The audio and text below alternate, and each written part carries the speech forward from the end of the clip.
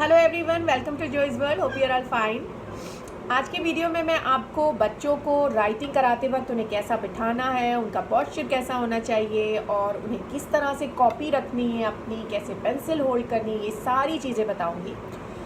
और अमूमन पेरेंट्स इन चीज़ों को नेगलेक्ट करते हैं, इन चीज़ों पर ज़्यादा ध्यान नहीं देते हैं, जिसका असर उनकी हैंड राइटिंग पर पड़ता है, उनके पोस्चर पर पड़ता है और आगे चल के उनकी जो फिंगर मसल्स हैं इन पर असर पड़ता है। बिकॉज़ बच्चे जब छोटे होते हैं इनकी फिंगर मसल्स काफ़ी वीक होती हैं, डेवलपिंग स्टेज में होती हैं, ग्रोइंग स्टेज में होती हैं। तो इट्स वेरी इंपॉर्टेंट, उनकी होल बॉडी ही ग्रोइंग स्टेज में होती है। So it's very very important कि उनका पोस्चर, उनकी सिटिंग पोजीशन, उनकी कॉपी की पोजीशन, उनकी फिंगर्स, उनके पेंसिल होल्डिंग टेक्निक सब सही होना चाहिए। ये कुछ बहुत बड़ी चीज़ नहीं है, छोटी छोटी से सिंपल चीज़ें हैं जिसको आप फॉलो करके और इसकी आदत डाल के, बच्चों को हैबिट ही होती है सारी चीज़ें, जब बचपन से जिस तरह की हैबिट पड़ जाती है तो वो वैसे ही हैबिचुअल हो जाते हैं उस चीज़ का और वैसे ही फॉलो करते हैं और वो नॉर्मल उन्हें लगने लगती है। हर किसी के साथ ही होता है, बच्चा हो चाहे बड़ा। सो इट्स वेरी इंपॉर्टेंट कि हम छोटे से ही उनको टोक कर उनका पोजीशन, उनकी राइटिंग टेक्निक्स को करेक्ट करें, जिससे कि उनकी हैंड राइटिंग अच्छी बने और उनके लिए कोई हार्मफुल इफ़ेक्ट ना हो। इतनी अच्छी चीज़ वो कर रहे हैं writing, so it should be fruitful and it should be good.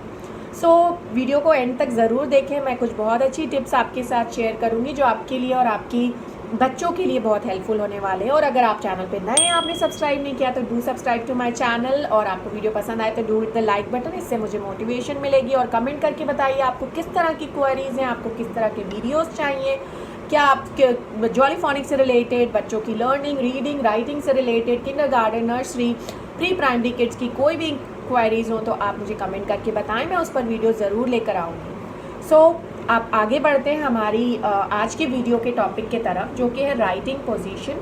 तो हमें बहुत ट्राई करना चाहिए जब बच्चा बैठे तो कुर्सी टेबल पर ही बैठकर लिखे। कोई पेरेंट्स बेड पर बिठाते हैं बच्चों को, that is not at all good, और वो पूरी तरह झुक के बेंड डाउन होके लिखते हैं, that is very very bad for their posture के लिए और उनकी राइटिंग के लिए। अगर आप टेबल डेस्क और चेयर पे नहीं बिठा पा रहे हैं तो आप छोटा जो स्मॉल टेबल आता है जो कि राइटिंग का बच्चों के लिए होता है, लैपटॉप रखने के लिए होता है बेड पे, वो टेबल आप ले लें। बहुत ही रीज़नेबल प्राइस पे आता है, 200-300 के अराउंड वो भी टेबल मिल जाता है। मेरे पास भी मेरी बेटी के लिए वो टेबल है। कभी ऐसा होता है कि they are not willing to sit on the table and chair, तो आप बेड पर उनको वो टेबल रख के ज़रूर बिठाएं। तो क्या होता है, एक्चुअली ये इसलिए इम्पॉर्टेंट है, जब हम लिख रहे होते हैं तो जो टेबल की हाइट है, दिस शुड बी आपकी इस लेंथ, स्टमक के थोड़ा सा ऊपर होना चाहिए टेबल की लेंथ, क्योंकि इस पोजीशन में बच्चों को ज़्यादा झुकना नहीं पड़ेगा और उनके जो सिटिंग वो स्ट्रेट बैठ के लिख सकते हैं इस पोजीशन में। इसलिए इम्पॉर्टेंट है कि जो टेबल की लेंथ हो, आप अगर टेबल चेयर पे भी बिठा रहे हैं तो ये ध्यान रखिए कि चेयर बहुत ज़्यादा ऊंची ना हो, टेबल से ऊंचे ना हो जाए, या बहुत ज़्यादा नीचे ना हो जिससे उन्हें उठ के लिखना पड़े। तो टेबल की जो लेंथ है, अगर आपकी चेयर छोटी है तो आप उस पर कुशन्स रख के उसे ऊंचा कर लें, बड़ी है तो ट्राई करेंगे थोड़ी छोटी चेयर ही लें बच्चों के लिए। तो टेबल की हाइट के हिसाब से चेयर लेना बहुत ज़रूरी है, बड़ों के लिए भी इम्पॉर्टेंट है और बच्चों के लिए बहुत ज़्यादा इम्पॉर्टेंट है। तो ये हो गया हमें किस तरह से बैठना है। फिर हमारा जो कॉपी है, हमारी जो नोटबुक है, उसकी पोजीशन कैसी होनी चाहिए। जब भी आप बैठे स्ट्रेट बैठे, ट्राई करें कि आपका सिटिंग जो पोजीशन है बच्चे का वो स्ट्रेट हो। वो किस तरह से स्ट्रेट होगा, जब आपकी कॉपी की पोजीशन सही होगी। कॉपी बहुत ज़्यादा दूर होगी तो भी बच्चा झुकेगा, कॉपी बहुत ज़्यादा नज़दीक भी होगी तो उसे कुछ इस तरह से होना पड़ेगा। तो इट्स वेरी इंपॉर्टेंट कि बच्चे का जो पोजीशन है ये स्ट्रेट रहे, इस तरह से स्ट्रेट रहे। एंड आपको जो कॉपी की पोजीशन है उसको 45 डिग्री एंगल पे रखना है। हाउ वुड यू नो, और कॉपी को तिरछा रखना है, सीधा नहीं रखना है, इस तरह से नहीं रखना है।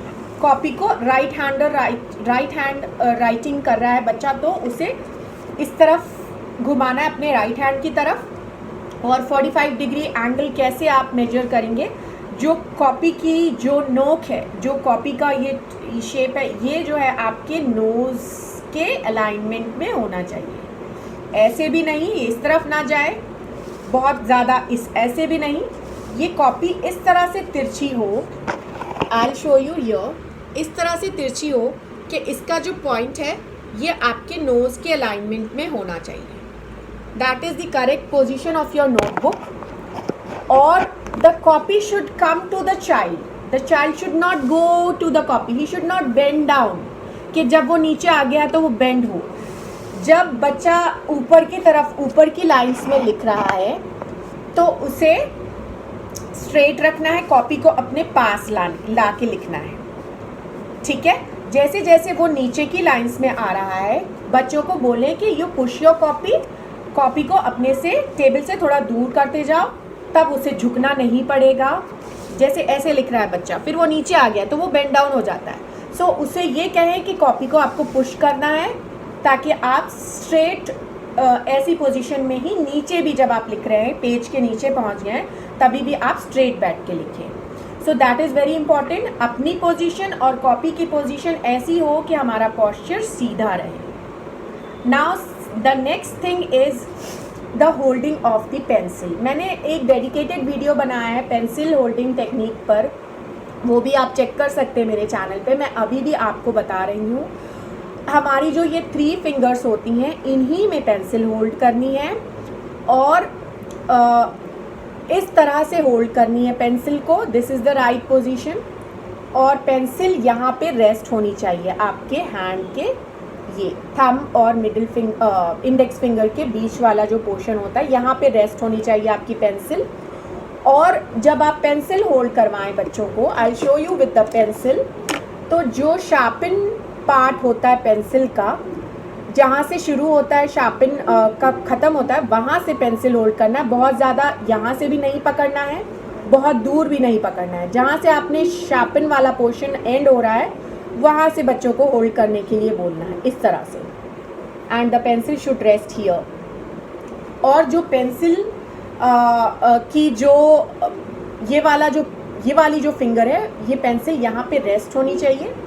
और कभी भी कुछ बच्चे इस तरह से होल्ड करते हैं, दैट इज़ वेरी रॉन्ग. इसलिए नहीं कि उनकी राइटिंग ख़राब हो जाएगी, मे बी वो अच्छा भी लिख लें इस तरह से, बट जो ये वाला पोर्शन होता है थंब का, it should not be pressed. It has got some connection with the brain, so it should not be pressed. और इस फिंगर पे इसलिए कहते हैं कोई रिंग भी नहीं हमें पहनना चाहिए. सो जब बच्चे पेंसिल को इस तरह से दबा के लिखते हैं, so it's not good for their brain. So उन्हें थंब से नहीं दबाना है, अपनी फिंगर से ही दबाना है. This is the right way to hold the pencil.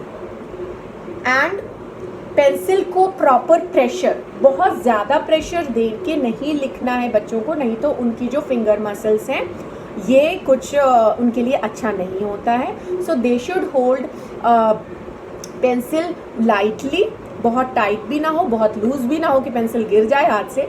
सो इन चीज़ों पर ध्यान हमें देना है. और अगर आपको फाइन मोटर स्किल्स कैसे एनहांस करने हैं, इस पर वीडियो चाहिए तो मैंने वीडियो बनाया है, आप मेरे चैनल पे चेक कर सकते हैं. मैं लिंक डिस्क्रिप्शन में दे दूँगी, वो भी देखिएगा. वो बहुत ज़रूरी है बच्चों को राइटिंग स्किल्स एनहांस करने के लिए, फाइन मोटर स्किल्स डेवलप करने के लिए. बिकॉज बच्चे ग्रोइंग स्टेज में होते हैं, उनको फाइन मोटर मसल्स उनके डेवलप होना सही तरीके से बहुत ज़रूरी होता है. तो ये है कुछ ट्रिक्स, कुछ टिप्स जो आपको फॉलो करनी चाहिए, अपने बच्चों को बताना चाहिए कि वो किस तरह से बैठें, किस तरह से लिखें. Because you know habit is everything. Habit पड़ जाएगी तो वो फिर आगे चल के परेशानी होगी. तो it's very important young age से ही हम बच्चों को इन चीज़ों के बारे में बताएं. सो आई होप कि आपको मेरा ये वीडियो पसंद आया होगा. पसंद आया तो please hit the like button. I really appreciate that when you hit the like button. And share ज़रूर करें, किसी ना किसी के ज़रूर काम आएगा. And thank you so much for watching.